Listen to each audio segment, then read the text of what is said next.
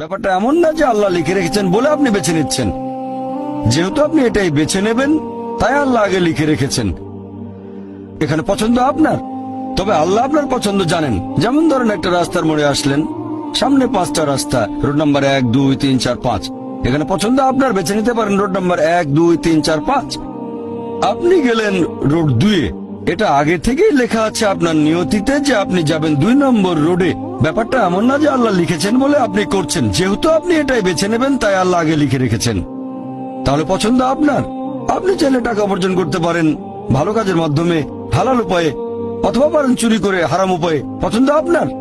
ধরেন চুরি করলেন, এটা আপনার সিদ্ধান্ত। তবে আল্লাহ আগে থেকে জানেন যে এই লোকটা সহজে টাকা পেতে চায়, তাই চুরি করবে। তাই আল্লাহ আগে লিখে রেখেছেন যে এই লোকটা 25 বছর বয়সে চুরি করবে।